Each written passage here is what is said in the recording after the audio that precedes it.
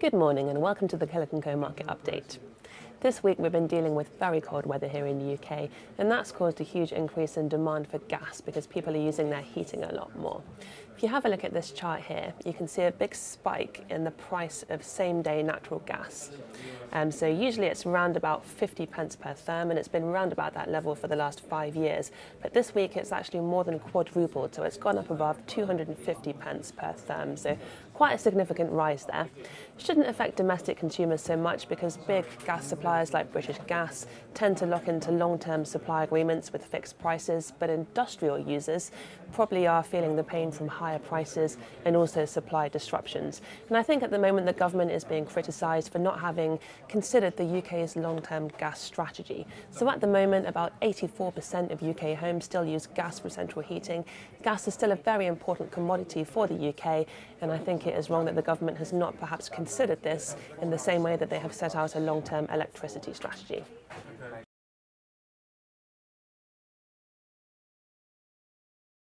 Now, we've seen quite a lot of activity in the media sector recently.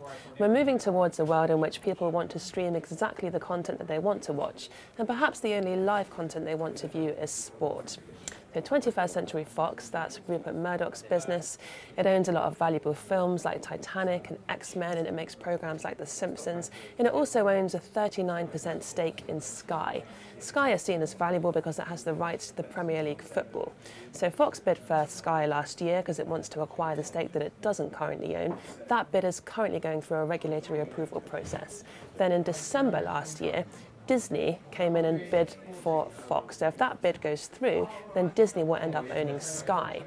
Disney's got quite a valuable back catalogue in terms of film. It makes the Star Wars films and the Marvel films, including Black Panther, which only came out 2 weeks ago, and it's already made over $1 billion of sales at the box office. Also owns Pixar, but it does want to boost its ownership of TV series, and that's why it's interested in Fox. However, this week, Comcast, which is the owner of Universal Pictures, they came in with a bid for Sky, which is higher than Fox's bid. So this is a very complicated picture with lots of moving parts.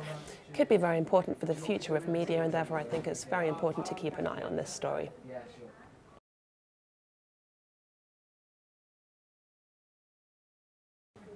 And lastly this week, we've learned that Toys R Us and Maplin have both gone into administration. This is yet another example of retailers that haven't been able to adapt their business models to move online. Now, at the moment in the UK, less than 20% of our retail sales currently take place online, and that figure is likely to increase very sharply throughout the coming years, and therefore it's likely that we will see more companies failing if they're not able to adapt their business models to make more sales online. So definitely something to keep a very close eye on there. Moving on to the week ahead, we have got a couple of German companies reporting. First of all, Vonovia, which is a residential property company, then Deutsche Post, and also Continental.